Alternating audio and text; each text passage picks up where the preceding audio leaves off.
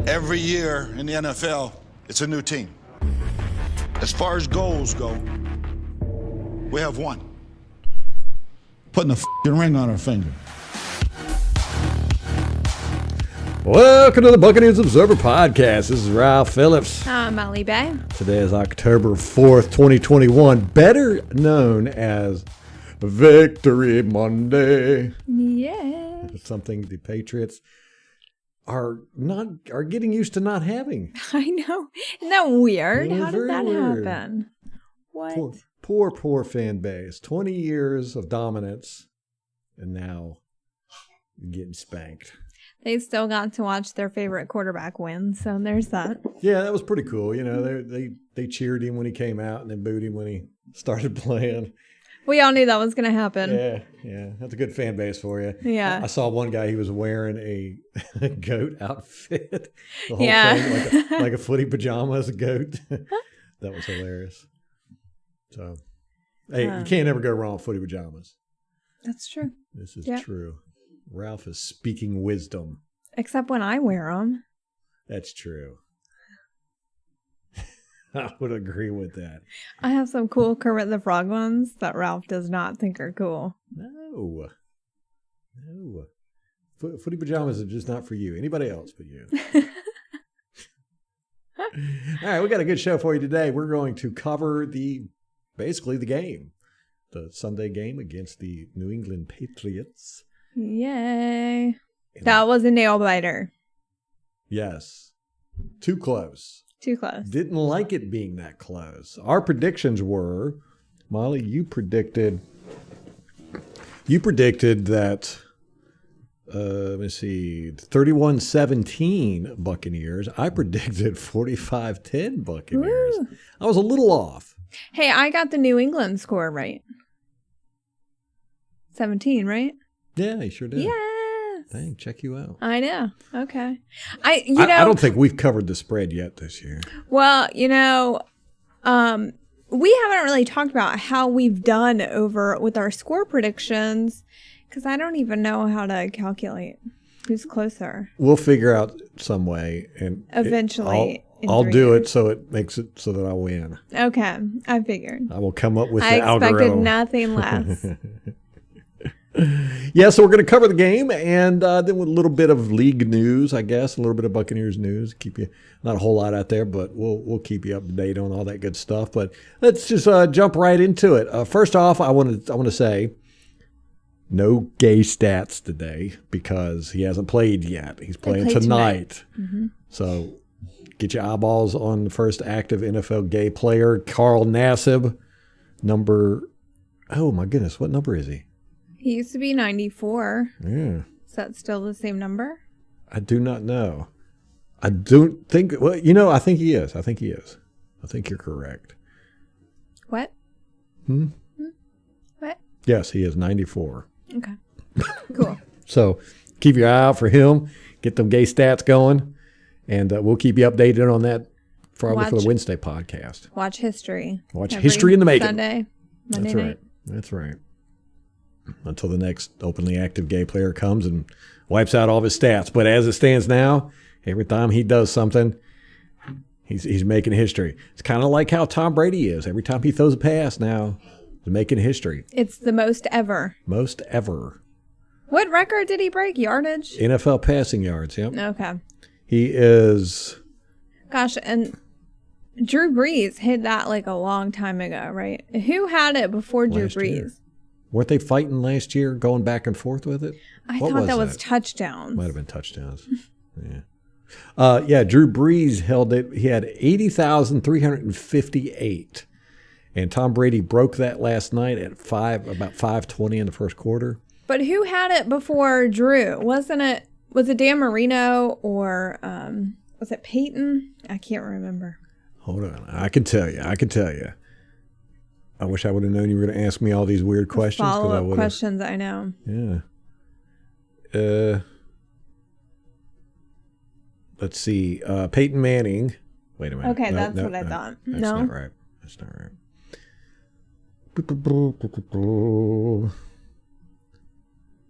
Drew Brees. Peyton Manning had 71,940. Ooh, so that's like 9,000. Like, and what did Tom get? 80?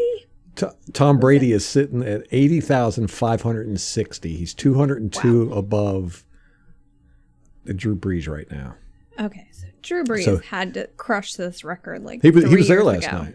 I know, I saw him on the sideline. Was he for NBC? I guess he's working for them now. Yeah. What is it, ADHD or whatever it is? Yeah, he can't stop moving. No, yeah, he fidgets can't. constantly. Yeah, we saw him he was standing next to two veteran broadcasters. I don't know who they were.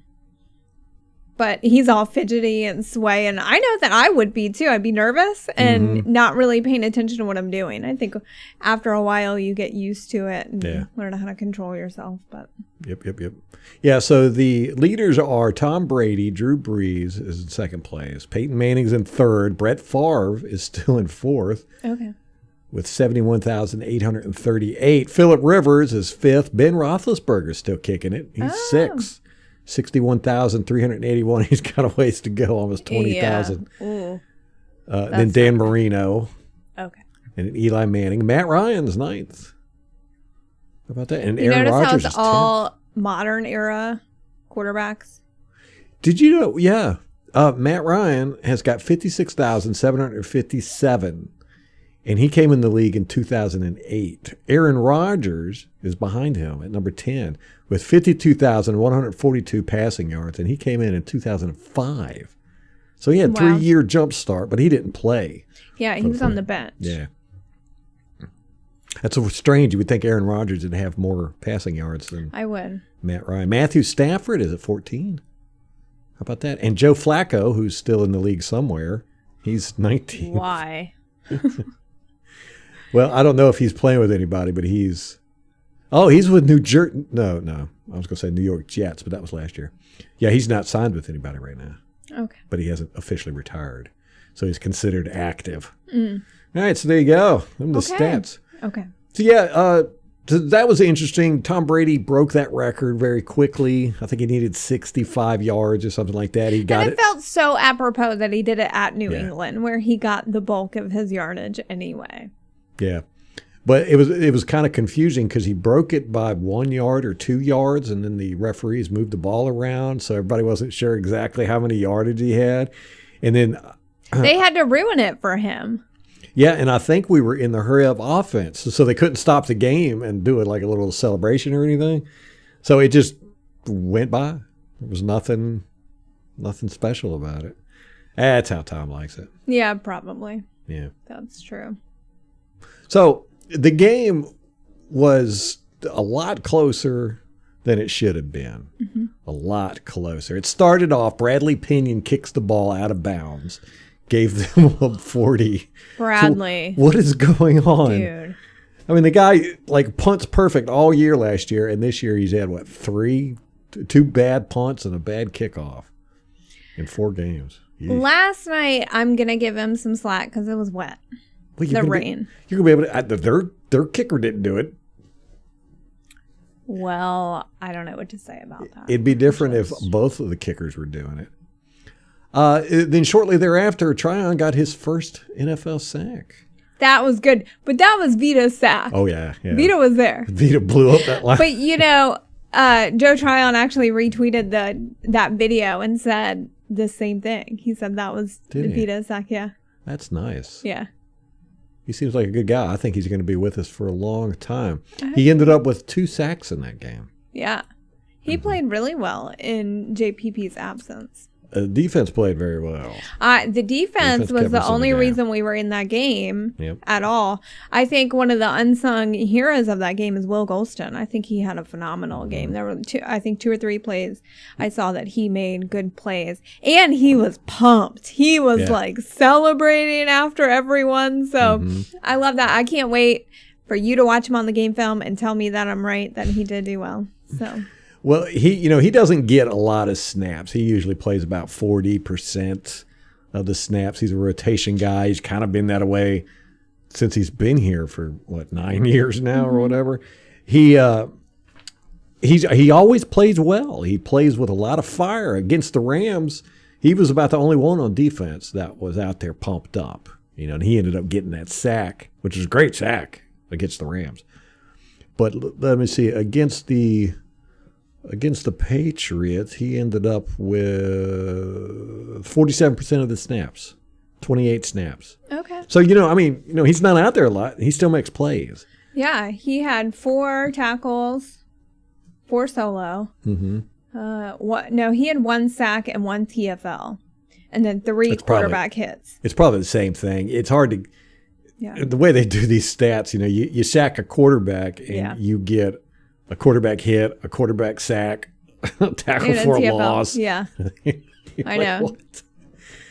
But he got 3 quarterback hits, and one of them was a sack. I bet. So maybe 2. But the only other person, Tryon-Shoyinka, was the only. He had 4. And then Gholston had 3 quarterback hits. So we had 12 total quarterback hits. Yep. They only had like 3. Yep. 4. I was going to get to that, but you. Oh, okay. Jumping the gun a little bit. That's quite all right. Okay. Defense did great. Right after that, Devin White, right after the sack, Tryon sack, Devin White got a fumble recovery on Barrett punching the ball out. Man, it was a beautiful punch, too. Was that the one they said was not a fumble? Yes, they ruled the incomplete pass. Oh, my gosh. Complete bird doo-doo, man. You just want to scream sometimes. Well, was that the one where they said his forward momentum had stopped? No. That was the different one. That was the first one. Yes, that was the first one. These refs. We're going to talk about that here in a little bit. But, Barrett, perfect punch out. The guy caught it. He turned around. He made a football move. He got, what did you count it? You counted it. 2 steps? 2 steps? Yeah, he had 2 steps. 2 steps. That was a catch. That was a catch all day. I don't know how. If Barrett would have tackled him, that would have been a catch and down right there. Mm-hmm. But, man, Barrett was a beautiful punch out, too, man. He said, boop, just hit that ball right in. And then Devin White got it. That ended up being a 3-and-out for the Patriots. They had quite a few 3-and-outs. And when they didn't have 3-and-outs, they pretty much get turnover and sacks. They did score 2 touchdowns on us. We only had 1 touchdown. The rest of ours was field goals. Mm-hmm. Both of their touchdowns were scored by passing. Our lone touchdown was scored by running. Very strange. We had a horrible red zone offense. I'm going to talk about all this here in a second, but we were in the red zone 4 times, scored 1 touchdown. It was 25%. They were at almost 50%, like 47. I got the numbers here exactly. 67%. I'm sorry. They went 2 for 3, 2 touchdowns and 3 attempts in the red zone. 67% to our 25%. Can't be having that. And then you got Winfield, got the interception, tipped by Cockrell. It was a beautiful tip, beautiful play on everybody's part. Devin White hit Mac Jones as he was trying to throw the ball. So it was like defense, bam, bam, bam. Gosh. Hit, tip, interception. Mm-hmm. Perfect. The defense's game was just, they're the only reason we were in this game. Yeah, unfortunately. Brady got sacked, and it wasn't the offensive lineman's fault. It was Ronald Jones. Kappa pulled from the right guard position, went to the left end, and had his guy blocked, but then Ronald Jones went up to, I don't know if he was trying to help him or whatever, but he ended up getting in Kappa's way and knocking Kappa off the block, and his guy ended up getting a sack on Brady. So that was kind of messed up. Our running backs aren't doing too good in the blocking. Giovanni Bernard got blowed up last week in a blitz and got Tom Brady sacked. But they weren't great last year either. Were they? I thought we complained a lot about that. Maybe it was the year prior. Might have been a year prior. I think they did pretty decent last year. That Whitehead had a tackle for a loss. He's playing. Did you notice on this is NBC? Is it NBC or CBS? NBC is Sunday night. Okay, so that's Chris Collinsworth. Mm-hmm. Chris Collinsworth is the owner or part owner or whatever of Pro Football Focus. Is it Pro Football Focus? PFF. Yes. Yeah. All these acronyms. I know. Well, Pro Football Talk. Yes. Is that the same company? Yes. I don't know. I don't think so. No. Right. That's NBC, I think. They just stole the name. Yeah. Everybody's Pro Football something. Yeah. So anyhow, he's part of, and they never mention that, and they should. It's, to me, I think it's a kind of a conflict of interest. But when they show, they're like, let's introduce the offense for the Buccaneers. They have underneath the players' names, it'll be their PFF rank. And some of them, I was just cracking up. Like they had Wirfs. He was, I think like 14 of 80. No, he was like in 14, the middle of. Oh yeah, 30. No, it was 38. 14 of 38. Yeah, I'm like, what? I know.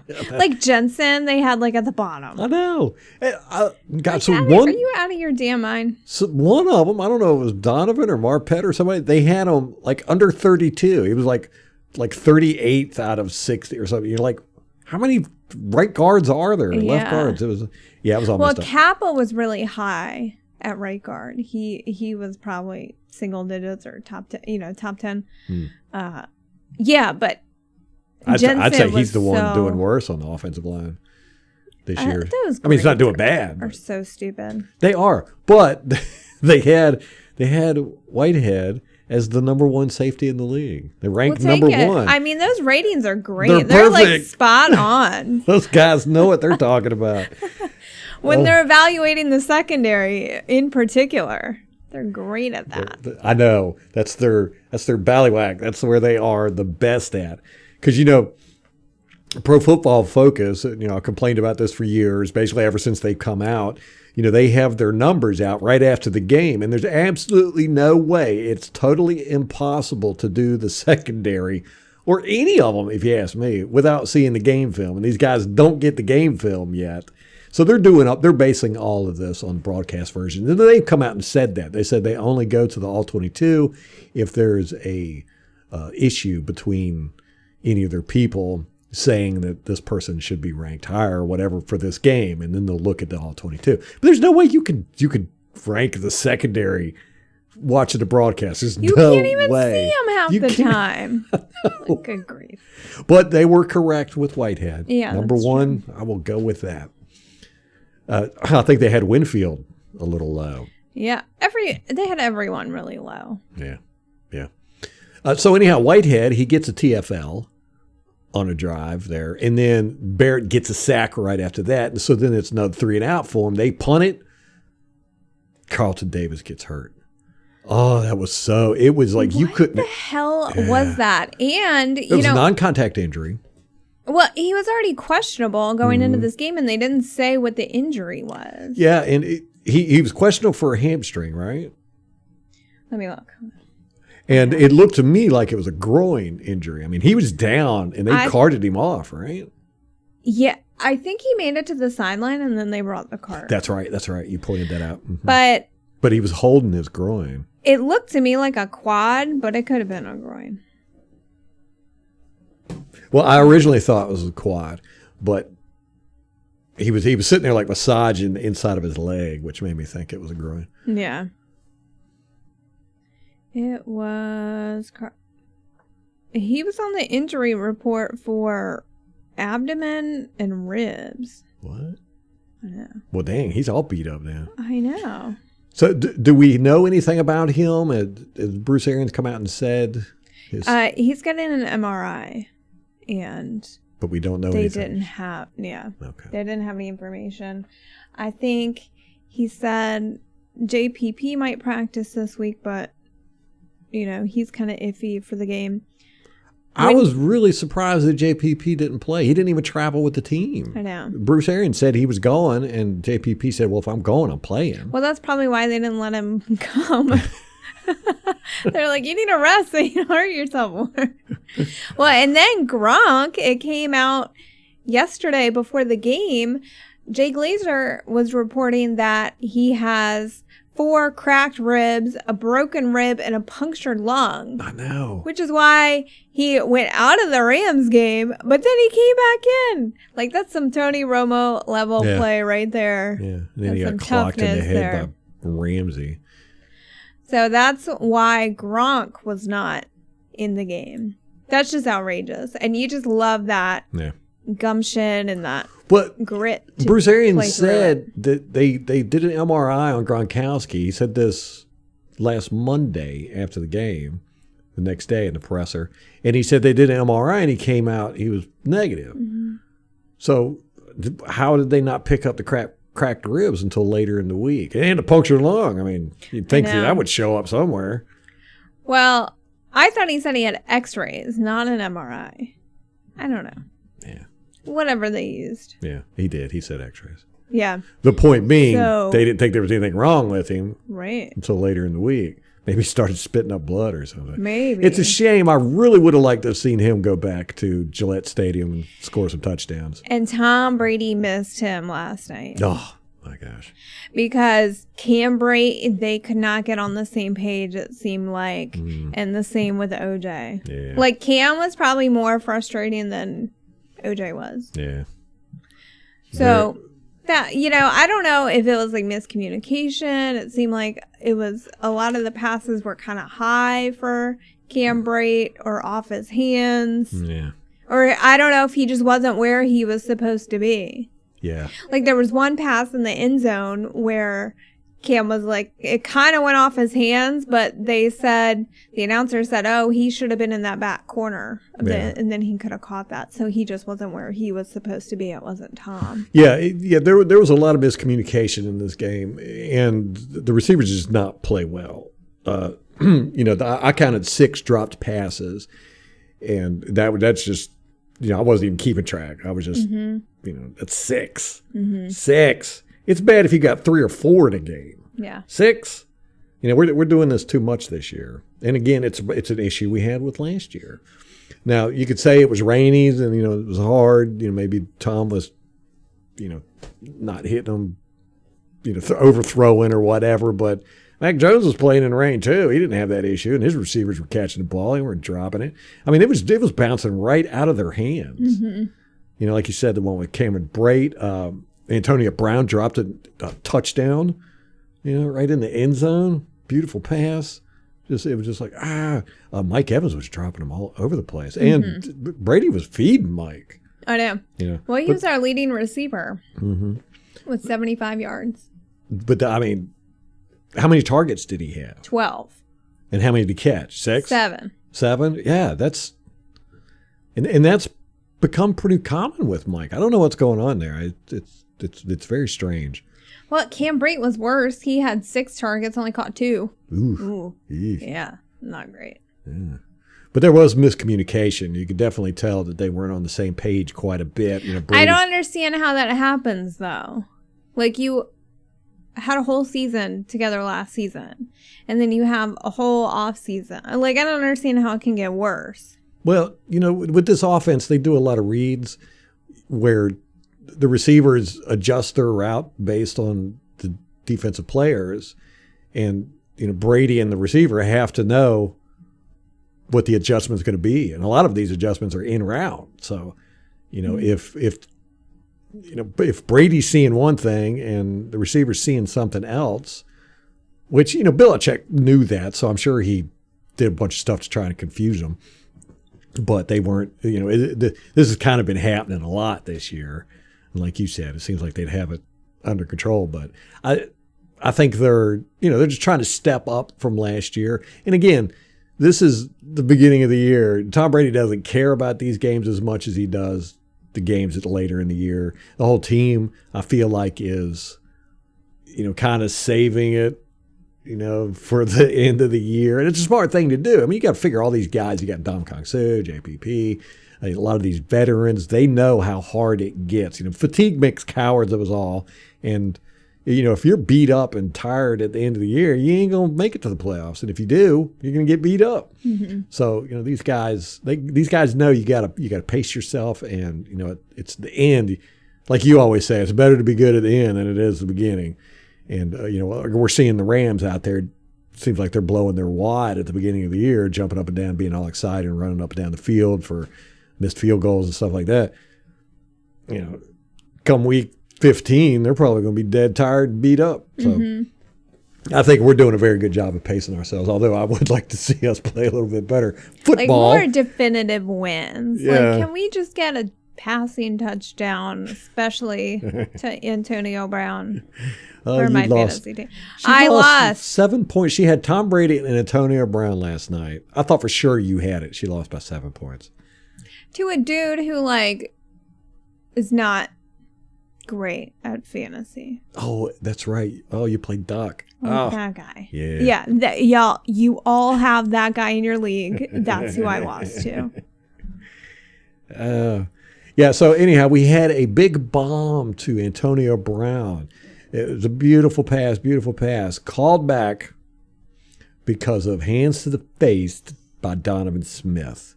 Now this, I want to, it infuriated me. It just, the refs are just, they're god-awful, horrible. It was a bullshit penalty. Yes, completely. Now, it was a bad call. It was the perfect play by Donovan Smith. It was perfect. I mean, the guy adjusted himself so that Donovan Smith's hands went up to his face, but Donovan kept his hands open so that, and tried to pull back, so that he wouldn't get hands to the face. I mean, here's the rule. It's it's Rule 12, Section 1, Article 3. It says, it is a foul if an offensive blocker thrusts his hands forward above the frame of an opponent to contact him on the head, neck, or face. Okay? Note, here's the big caveat. Contact in close line play that is not direct and forcible is not a foul. And that's exactly what we saw. Donovan Smith did everything he could to still block the guy, but not direct force to his face. He didn't direct force to his face. I mean, he palmed the guy's helmet. He didn't. He purposely kept his fingers up so he wouldn't, look like he was grabbing him or anything. I mean, it was a perfect play by Donovan Smith. The refs, I wish we could find them. I know. Well, the penalties in this game were not lopsided at all. We had 7 for 74 yards. Mm-hmm. They had 8 for 77 yards. So it was almost dead even as far as penalty yardage goes. And they actually had one more penalty than we did. So the refs still suck. Yeah. They were just shitty to both teams. If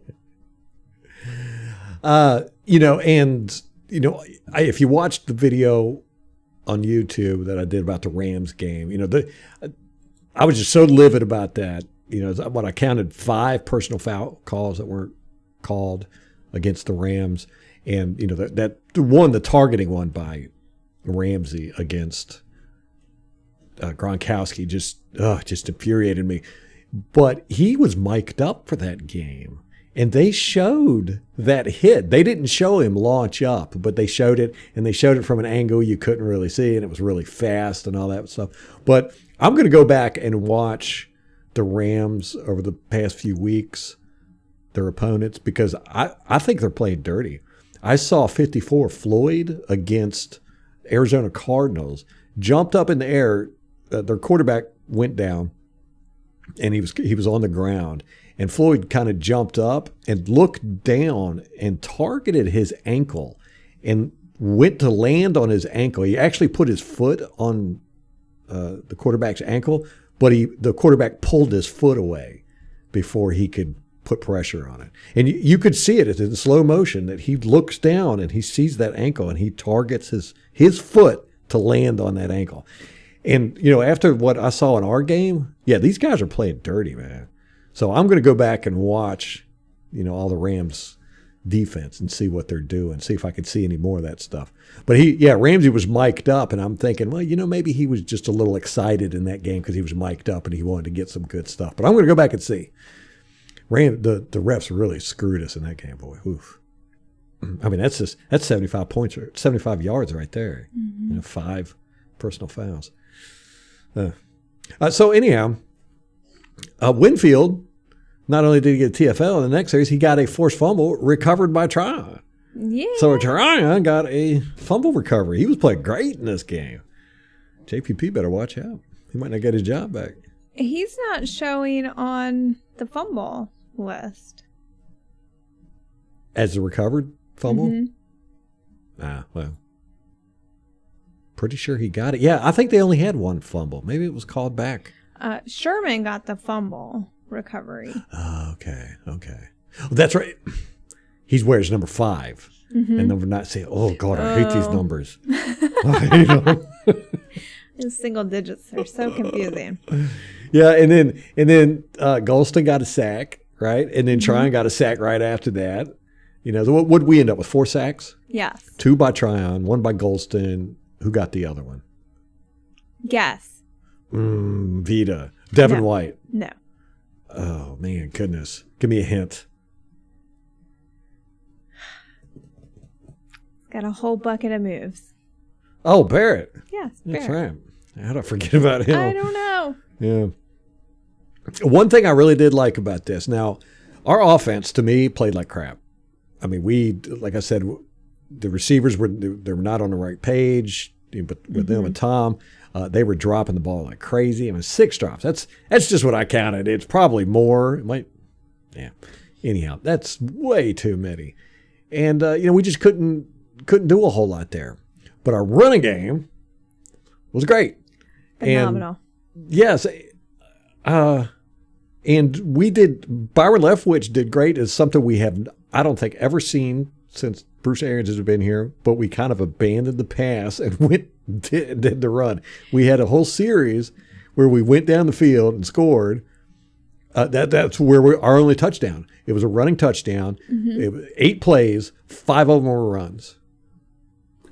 It was like, yes, finally. Isn't that funny, though? That was the whole narrative last week. Oh, they abandoned the run too fast. We need to get the run game going. And now it carries our offense this game. And people are bitching about the passing game now. Always going to bitch about something. Fournette ended up with 6.3 yards per carry. And Jones had 4.5 yards per carry. I mean, those are great numbers.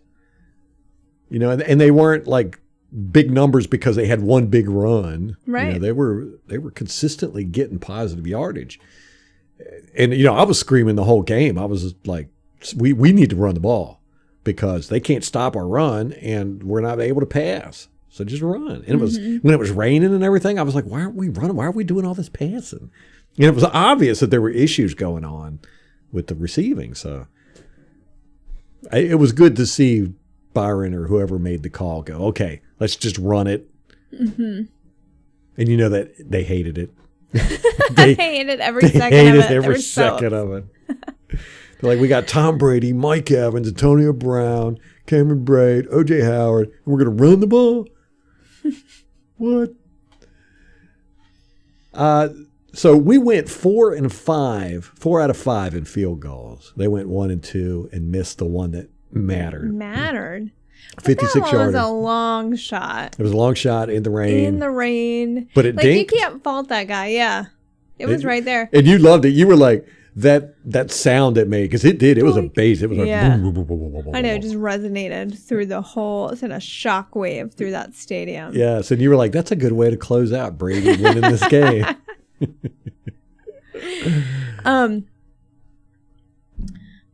you want to talk about our run defense while we're talking about the run game? Yeah. Oh, yeah. Ooh. -1 yard. -1 yard. That's what they ended up with. That is just, oh my gosh. It's amazing. They actually gained 5 yards in the second half because they were -6 going into the halftime. Well, Nelson Aguilar is their leading rusher. He had 1 carry for 4 yards. So he did average 4 yards a carry. Wow. But everyone else, did they not bother? They had 8 attempts. Yeah. Well, we only had like 12 or so. How many attempts did we have? 30? We had 30 rushing attempts? Yeah. Get out of here. Leonard Fournette had 20. Rojo had 6. And Tom Brady had 4. He got 3 yards. Well, at least he's not our leading rusher this week. I know. Exactly. Time of possession, we dominated. We had 33 minutes, 55 seconds compared to 26 minutes and 5 seconds of the Patriots. That's 7 minutes longer. Yeah. Exactly 7 minutes. That's a long time. In football, that's a drive. Maybe 2. Yeah. Drive and a half, probably. Yeah. 10 drives apiece, I think, is what what we had this game, which is usually about average.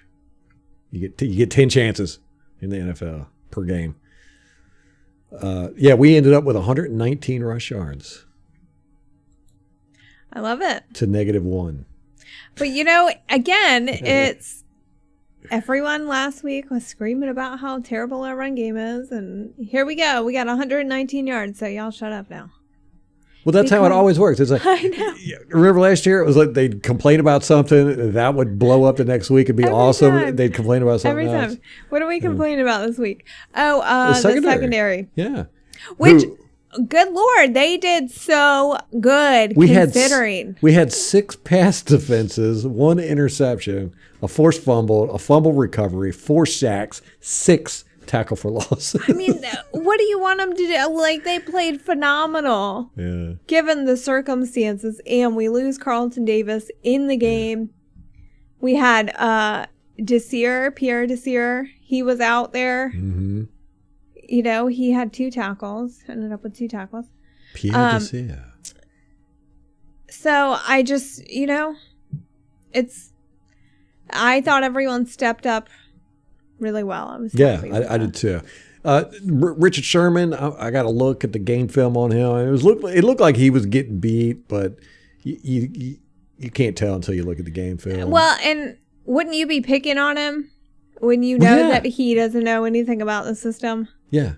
Yeah. And it looked like he was in man coverage most of the time. Yeah, I thought so too. And, so the best way to beat man coverage is quick slants, and so they were doing that, it was quick inside moves. He was our leading tackler on defense with 7 tackles. Yeah. So, yeah. I mean, he did his part. He got that fumble recovery, and I'm not complaining about his performance. I thought he did a good job, especially given the circumstances. Mm-hmm. So. Yeah. And especially as it got worse after Davis. I mean, their circumstances got worse after Davis got hurt. That was a big blow, man. I mean, it's just huge. Like, whoa. Yeah. Their defense had 1 sack, 3 tackles for a loss, 3 quarterback hits, 2 pass defenses. That's it. Trash. That's it. Oh my gosh. Can we talk about Steve Belichick? You were cracking me up with this guy. He was killing me. What is it with the sons of these football people? It's like Al Davis's son. That's a creepy looking dude, man. Well, Al Davis was weird looking too. It's true. But his son took it up a notch. Yeah, he's like, what did we say? Chucky mixed with Michael Myers. Mm-hmm. Like, he's weird looking. Yeah. Who cuts his hair? You're a millionaire and you're cutting your own hair like that. With a bowl cut. Like, dude, he's got the weird Betty I don't know. He's a weird looking dude. Very strange Y'all Google looking. that guy if you don't know who he is. Yeah. Owner of the Las Vegas Raiders. So, Belichick's son, he's got that mullet right away. You're like... Unironic mullet. Like, it's 2021 and this dude is rocking the mullet. And I don't know. I don't understand why. Hey, it's business up front, party in the back. And it's one of those spiky ones, too. Like, from the 80s. It's straight from the 80s. I don't understand. Did he lose a bet at some point? And he's always had that I can recall. Yeah, I can think like 2 years at least. But worse than that is his facial expressions. What is he doing over there? He was just making some of the weirdest, constantly too. It was like, it wasn't, like he was thinking on something and it caught it was like every time they showed him, he was making these weird faces. I don't know. Yeah, tongue out. Yeah. It's very strange. Oh my gosh, he was freaking me out. Yeah. Brady had 6 passes of over 20 yards in that game. Oh. Yeah. Interesting. Jones had 3. Huh. Yeah, so we racked up some pretty big plays, as Dirk Cutter would say. What would he call them? Explosive plays. Yeah, we had 6 of them. We did it. Devin White and Levante David were the only ones on defense that played 100% of the snaps. Now, that's strange only in the sense that normally there's 2 or 3 guys in the secondary who will get 100% too. Normally Winfield, Carlton Davis, and somebody else usually. But they didn't. Obviously Davis was out. He only ended up with like 28 snaps. He got hurt pretty quick. And Winfield, I don't know why he didn't get 100% of the snaps. He has a concussion. That's right. Mm-hmm. That would be why. So they don't even think he's going to be out of the concussion protocol for. Well, this week is kind of a semi-bye week. Like, I'm not counting my chicken. Miami. I'm not counting my chickens before they hatch. But who's their quarterback now? I don't know. Who knows? It's Brissett. Brissett. Yep. Yes. We've seen this one before. Oh, God, he is so bad. So there was 59 snaps on defense total, which is about average. This was such an average game for, stats wise. But Richard Sherman played 98% of them. He was out there for 58 snaps out of 59. I'm just, I'm a big fan. I like this. I love this. You come in, you've never been in the system before. You're a seasoned veteran. And the day that he signed, he was in pads in practice. Like, he signed that morning and he was out there at practice by lunchtime. Yeah. It's serious. He's serious. And I love the attitude and getting out there. He knew this could very easily have been a game where the media, he got exposed and the media is going to make it out like he's at the tail end of his career, or why is he playing, and, has his off the field distractions gotten to, there could have been all these headlines and narratives based on this performance, and he just got out there and he did his thing. And speaking of that, this could have been called the geriatric game, in the sense, this is the first time that two coaches over 69 years old have been. It was BA's birthday. It was BA's birthday. Yesterday. Tom Brady, old man winner. Ndamukong Suh.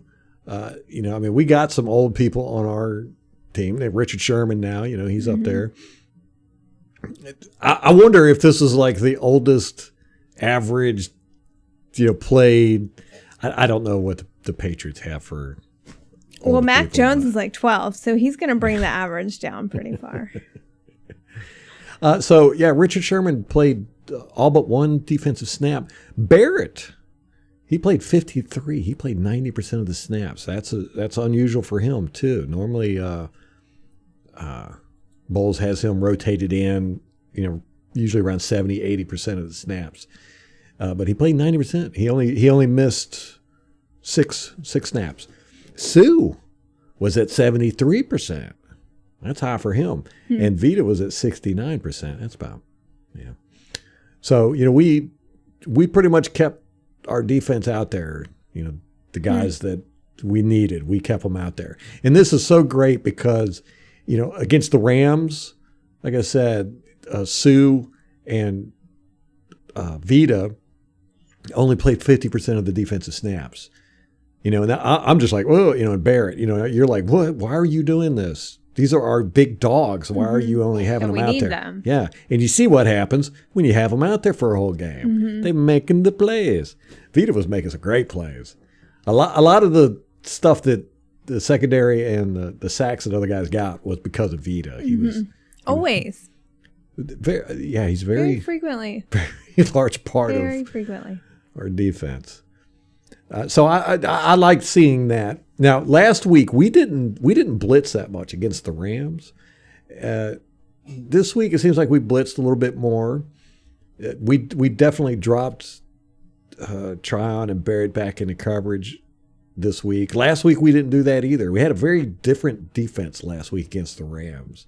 It seems like we played a lot of cover 2, which we don't play a lot of, and we didn't blitz a lot. And we kept our linebackers, at the line of scrimmage instead of dropping them back. Like I said, Barrett normally drops back 6-8 times a game, which I can't stand. But do you think they did that intentionally? Because we'll probably see them in the playoffs. Yeah, I do. Not a bad idea. No, you got to forget this is a coaching staff that they've been around the block. They know. They know what's going on, and you're playing up against McVay, who's still, a little green. he's gonna throw everything at you week 3. Summary of the game. The defense won this game for us. No questions about that. To me, it was a horrible showing by our offense. The passing aspect of it, I think the running game was really nice. So our offensive line has been playing great all year. And who was it? I think it was Chris Collinsworth said that last night, that the offensive line didn't play great against the Rams last year. And I'm like, and this guy is the head of Pro Football Focus who gives all these grades? It's horrible. They did great last week. He's not the head. He's not running anything. He just put in a lot of money. Yeah, he's a part owner. Yeah. And this is something, the passing game, is not clicking. It hasn't clicked yet this year. And it's like, come on, guys. I feel like I'm sitting there poking them with a stick, going, all right, we need some good showings for you guys. I mean, we're not doing horrible. Yeah, no, y'all need to calm down with that. Yeah, but I mean, I'd like to see it cleaned up, but whatever, you get around to it, like right. Yeah, we're still winning. That's which is the only stat that matters. I know. But it's like our passing game. We're bringing B passing game. I want to see our A game. I'd like to see us when we hit these nice passes, just back to back to back, and these drives. We're having way too many 3 and outs. We're having way too many drives that just aren't going anywhere, and that's not us.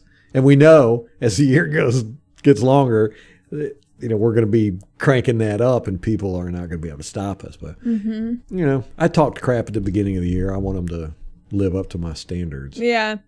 So in the division now, all of our division opponents lost. Yes. So that's great. Nice. So we gained a game on everybody.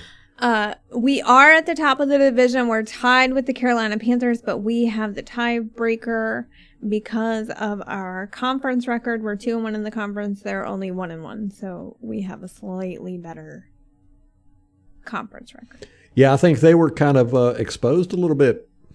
Who was it? The Giants? No, the Saints played the Giants. Oh, yeah. Panthers got beat up by the Giants. The Panthers played the Cowboys. Oh, yeah, that's right. So, football math. Yes. We beat the Dallas Cowboys. We got this, Dallas Cowboys beat Panthers. That just goes to show the Panthers suck. Yeah, exactly. Yeah, the Cowboys beat the mess out of the Panthers. It wasn't even a close game. And again, without McCaffrey, the Panthers are nothing. They're just not. And everybody talking about their quarterback, like, they're all excited that he's running. Oh, Sam Darnold. Yeah, they're like, he's a running quarterback and everything. Well, that's just not a good thing, guys. I don't know why people. Stop doing that. Stop. Yeah. Oh, do you want to talk about the quarterback play? Yes, in just a moment. Okay. Yeah. So anyhow, the good things about this game, defense played great. They won us the game, but I was really, really proud of Leftwich and those guys for, just putting their ego aside for once and going, okay, let's just run the ball. They can't stop our run, so let's just run it. Do you think it's really their ego? I don't know if it's ego. I don't know if it's ego, but, it's a passing league now. They're all ex-quarterbacks. I mean, Arians ex-quarterback. Yeah, Tom Moore out there. You got Brady out there. You got Leftwich, ex-quarterback. They're all ex-quarterbacks. They love the passing. Bruce Arians, he comes out and tells you, I'm a passing coach, so that's what we're going to do. Yeah. When he was in Arizona, he had Johnson, who did great, but as a receiver and running back. You're like, well, that's, if you're going to be in Arians' system as a running back, you better be able to catch the ball because he's going to throw it to you, 5-10 times a game. Yeah. And that's something around the league that the running game just isn't. There are no more running teams. It sucks. I hate it. It's all passing. We'll get to that in a second. But they, the coaching staff decided, we're going to run the ball and put the game in the hands of our defense. Because we gave it over to them. They were down by 1 or 2. Yeah, they were down by 2. They could have went down the field, scored a field goal, and won the game. But we didn't even try to run clock off. We were like, we're just going to put it in the hands of our defense, let them win it. And they did.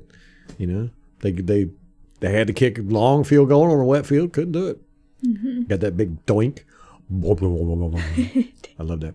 There was 5 lead changes in the second half. That was great. 3 of them were in the fourth quarter. Man, they were going back and forth because we were only 1-2 points away from each other. Yeah, so it was like so every it didn't field take goal. much. Yeah. But the negative from the game is Carlton Davis. That's going to hurt. It's really going to hurt us. Yeah. Well, what do you think people are saying? Oh, we should trade for a corner. Who are we going to trade? What are we going to trade? I know. I'd trade Ryan O.J. Griffin. Howard. Yeah. Ryan Griffin. No one's going to say. I Nobody's was gonna just take saying, what do we got? We got Ryan Griffin. He's a great backup. Wingman for your quarterback. Yeah, OJ. Man, that's a I tough say one. OJ. Trade him. But I mean, who's cornerback out there that would? I know. I don't worth it? know. I don't know. I don't know. I have to look into that. Yeah. You know they're calling people. They got to because I know. we're What in do we? skin and bones, man. Yeah. That's tough. But you know, we got the 2 guys we brought up, the cornerbacks. Pierre, what's his name? Pierre Desir. number 30. And, Rashard Robinson. yeah, and you know they got that length that Arians like, so you know maybe he'll just decide Yeah, to but they coach were him like up. practice squad players, right? Yeah, but you know Arians believes in next man up, and Yeah. he plays these guys on the practice field just like their first stringers. Yep. Keeps them just as active as the first string guys. So he might decide to let's just go with them. Yeah. We'll see. I mean, I'm sure he wouldn't be mad, but yeah, and we did get Richard Sherman, but I'm sure he wouldn't be mad to get a decent trade. I just don't know who besides O.J. Howard. I can't think of anybody that. I know. Well, the Saints were in the cornerback market all preseason, and they didn't really get nothing. Yeah. No, they didn't really get it. I mean, I think they did trade for somebody, but I can't think of who it is offhand. I thought this was interesting. Adam Schefter tweeted that the Patriots issued 506 media credentials for this game. Yeah, that's insane. Including 262 to NBC. And then, so for perspective, they issued 206 total media credentials for the team's season opener, the Patriots did, versus Miami. And last week versus the Saints, they issued 215 credentials. So we had 506. That's insane. That is so crazy. Good Lord. What are they doing? Wait, you figure you got all these cameras, so you got guys that man the cameras, you got the sound people. There's no way 500 of them are. I mean, are most of them taking pictures, or I don't know. That's I think a lot of every people. organization, their people were like, please send us to this game. Yeah. Like every that's true. media group. Yeah, I mean, yeah. everyone's been covering it. Yeah. That was a big game. Big game. Yeah, History was broken. History was And made. I was glad that it was, like, I wanted to see a blowout or whatever, but at least I'm glad it was a good Entertaining, game. It was yeah. a decent game. Yes. It was Yeah, closer than I would have liked. Oh, I it was to be. sweating it. I When he know. was lining up for that kick, I was like, oh my gosh. He could make this. I know, but then we still had like 45 seconds on the clock. Or a minute, over Yeah. a minute. I was like, pfft, it's Tom Brady. Are you serious right now? Like, who y'all talking to? All right, so that's our thoughts on the game. Get all 22. Hopefully, will be out tomorrow morning, and I'm going to be up bright and early to start working on it. Got a lot of stuff I want to get. I don't know if I'm going to end up getting around to week 2 with the Atlanta Falcons game film. Don't know. We'll see. I didn't get that until Late. 2 weeks late. So, I'm so backed up in work. Anyhow. So that's our thoughts. Defense won us the game. Offense, I thought, kind of shot themselves in the foot the whole game. And proud of the coaches for, going with the run. It was too close. Shouldn't have been that close. But, we stepped up. Our defense stepped up, shut the game out for us. And Carlton Davis getting hurt. Those are the big takeaways from the game. Anyhow. Around the league, the quarterback play sucks. It's just absolute garbage. I don't know if anybody else is watching this, but we've decided to call this the Patrick Mahomes effect or the Mahomes effect. And Molly was thinking about me doing a video on this, but it's... And it was going to be titled How Pat Mahomes Ruined the Quarterback Position. Yeah. Because it's like every quarterback around the league is trying to be Pat Mahomes. You know, they're making these stupid throws. Yes. As they're getting hit or as they're running. We watched Matt Ryan do it. Yeah, Matt Ryan. Matt Ryan never does that. Never. But this year he is the worst quarterback play from him I've ever seen. He just looks like crap. And he's doing that stuff where, he's getting hit and throwing the ball as he's getting hit. He's getting wrapped up. His arms are pinned to his side. He can only move his wrist with the football in it, like and he's still T-Rex trying to throw arm. it. Yeah, little T-Rex arms. Jameis Winston is doing it, but he's always kind of done it. He's always done that. But, I mean, across the league, every single quarterback is doing this, except for Matthew Stafford. I haven't seen him do it. Tom Brady, I want to say he did a play in week 1. Yeah, you were screaming. Oh, No, I feel like it was last week. Might have been last week. Can't remember. Kirk Cousins, we saw do it. Kirk Cousins. Teddy Bridgewater's doing it. Brissett did it. Mm-hmm. Remember? Yes. I'm like, this is Brissett. This is probably one of the most stiffest quarterbacks I've ever seen. And he's out there trying to be like Patrick Mahomes. And I don't know what's going on in the league with this. Are they all trying to get highlight reels? Is this what did something come down from the NFL that said, "Hey, look, here's what we want. We want these dynamic plays." Mm-hmm. And no, I think it's just a copycat league.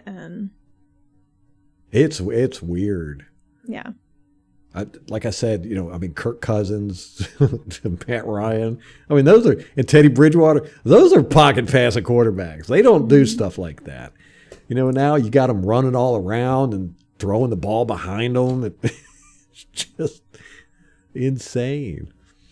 So to me, the quarterback play in the NFL has really gone downhill. And it might be, risk homeostasis where, they know they can't get hurt. It's harder for, and the referees are going to call penalties in their favor a lot. So now they're taking more risks with the ball and stuff.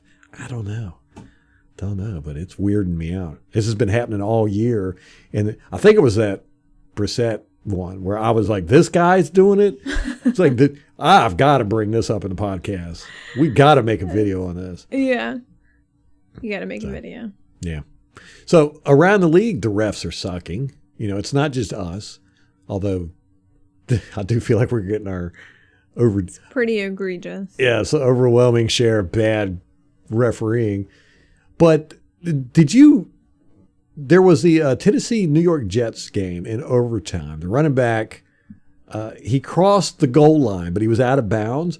Now, I remember it used to be that the goal stretched around the world. The goal line stretched around the world. If you crossed it, even if you were out of bounds, going through the air, not stepping out of bounds, but if you're going through the air, you didn't have to get the ball over the pylon. You just had to cross that invisible line that went all the way around the world. Mm-hmm.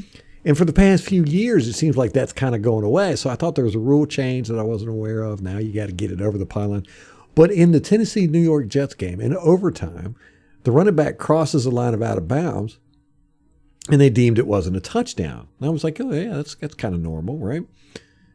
But then in the Atlanta-Washington game, with 46 seconds left in the fourth quarter, Washington running back does the same damn thing. He gets knocked out of bounds, but reaches out, or he crosses the line, the invisible line. He didn't go over the pylon. He crossed the line out of bounds, and they gave him the touchdown, and they ended up winning the game. The refs are garbage. They're too busy looking for taunting penalties to be paying attention to other things. I didn't see any taunting penalties this week. I didn't either. Yeah. So the first 2 weeks it was really bad, and then I think everybody kind of freaked out because they had, I want to say, 250 penalties. Wait, I got the numbers here. Okay, hold on. 200 and okay. through 17 weeks in 2020, there was never a weekend when 200 penalties were assessed. The high was 198 penalties. That was in week 2. That was last year. This year, officials assessed 214 penalties in week 1 and 221 in week 2. I think people went, whoa, okay. And a large part of those were taunting, I'm sure. Mm-hmm. It was ridiculous. And this seems to happen every year. Officials kind of try to figure out where they're going to settle in. And, they're not calling as much holding with the offensive line. So now they got to call all kinds of stupid other penalties. But the crossing the end zone one, that's one where you need to be consistent. Those were 2 game-changing plays, and one they were the beneficiary of it. The referee said, yes, you can cross the end zone line out of bounds. You don't have to go over the pylon. You don't have to be inside the pylon, which I thought that was the new rule. You have to be inside the pylon. And they ruled you don't have to be. And Washington got the touchdown, and they ended up winning the game. It was go-ahead touchdown. But then the next game I'm watching, they go into overtime, same damn thing happens, and they say, no, yeah, that's not a touchdown. You have to cross the pylon. You're like, what? I mean, that's kind of important. So what is it? We need to know this rule. It's just bad officiating. It's not for you to know. That's how I feel. I feel like they're going to go, well, we're just going to decide on a case-by-case basis what penalties we want to call. Can't do that, refs. Or what, exactly. Yeah. we so screwed ourselves, but when they did that strike. I know, just laying down. Those refs were not, I mean, they were just as bad as the regular ones. Yes. But man, did the announcers start freaking out, and they're talking about player injuries. These refs are going to get the players injured. What? Insanity. And I knew right then, I was like, if we get those refs back and they get everything they're asking for, we're just handing the game over to the refs. And that's what's happened. Mm-hmm. Can't tell you how many games have been decided on horrible referee calling. So if anybody knows, I haven't looked it up, but do you have to have the ball inside the pylon to cross the goal line now? It used to be, John Madden used to talk about it all the time. The goal, the end zone wraps around the world. As long as you cross that, before you go out of bounds. Plane, right? You break the plane, yeah. Then it's a touchdown. And that's how it was my whole life. And then I thought a few years ago they changed it to where you got to get the ball in the pylon. So if that's true, Washington got that game handed to them. And Atlanta should have won. I'm not mad that Atlanta didn't win. I might send the refs a bouquet of flowers. I know. A gift basket. All right. You got anything else around the league or Bucs news? No. Then I think that's going to wrap it up for us. So guys, if you get a chance, like our stuff somewhere, wherever you're listening, like it, give us some ratings, whatever it is you do. Subscribe. Yeah, if you're on something that you need to subscribe to us. Do it. Just do it. Yeah. We don't go out and look for big sponsors and everything. We want to keep this pure fan driven, and we don't want to worry about access media. We don't want to worry about pleasing sponsors. We want to be able to do what we want to do and give you that good content. The content we know you all love. So, do us a favor. Like, subscribe, share, yeah. Give a review, a 5-star preferably. Yeah, only if it's good. Yeah, only good ones. But other than that, hey, we are 3-1, top of the division. And who is in the conference that's undefeated? Anybody? The Cardinals. Cardinals, yeah, man, they're looking good. Mm-hmm. They beat the crap out of the Rams. They got the highest scoring offense in the league right now. I know. I saw that coming. Played Kyler Murray, my opponent. There you go. That's the 7 points you were looking for. I know. You should have picked up Kyler Murray instead of Todd Brady. I didn't just say that. It's definitely joking. All right, guys, that's going to wrap it up for us. Till next time. Go Bucs.